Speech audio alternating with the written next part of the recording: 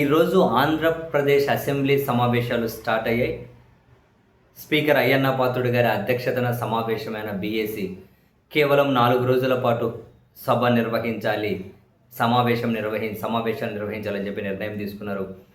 సరే, 4 రోజుల్లో ఎన్ని అంశాల మీద చర్చిస్తారో, ఎన్ని ఆమోదింపజేస్తారో.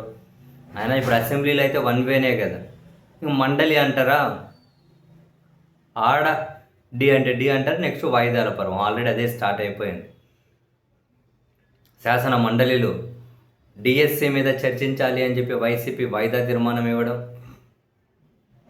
ఆ వాయిదా తీర్మానాన్ని మండలి చైర్మన్ తిరస్కరించడం, డిఎస్సి మీద చర్చించాల్సిందే అని చెప్పి వైసీపీ పట్టుబట్టడం, అటువైపు మంత్రులేమో తీవ్ర ఫ్రస్ట్రేషన్ తోటి వ్యాఖ్యలు చేయడం.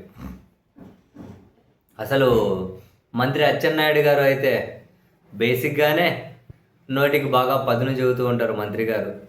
ఈరోజు నిండు సభలో కూడా నోటికి గట్టిగానే పదును చెప్పారు.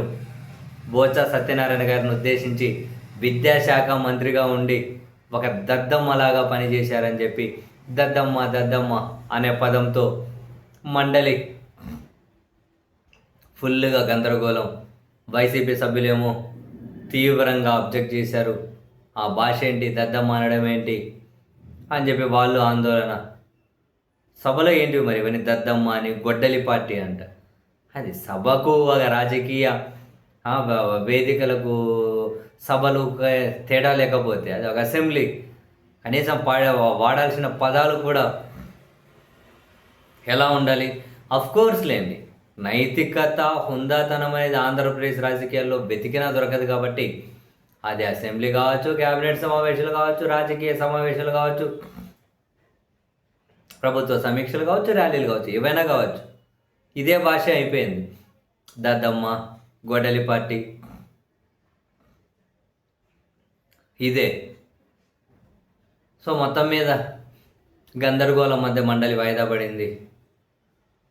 ఆ తర్వాత మీడియా పాయింట్ వద్ద వైసీపీ ఎమ్మెల్సీలు మాట్లాడుతూ ప్రభుత్వానికి ధైర్యం లేదు డిఎస్సి మీద చర్చించడానికి, సభకు రా అంటారు, వస్తే మాత్రం మైక్ ఇవ్వరు, మైక్ ఇస్తే మాత్రం లేచి ఎందుకు మైక్ ఇచ్చారని చెప్పి అధికార పార్టీ వాళ్ళు చైర్మన్ అడుగుతారు.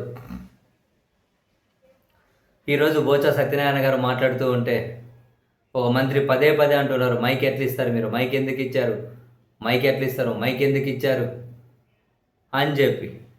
మైక్ ఇస్తే అటువైపు గోల, ఇవ్వకపోతే ఇటువైపు గోల. ఒక అంశం మీద చర్చ లేదు. ఏంది కేవలం 4 రోజులైనా సభా సమావేశాలు అనుకుంటాం, కానీ ఆ 4 రోజులు కూడా వీళ్ళు తిట్టుకోవడం, అరుచుకోవడం తప్పితే ఇంకేముంటుంది ఆడ చర్చించుకోవడానికి అని చెప్పి అనిపిస్తుంది.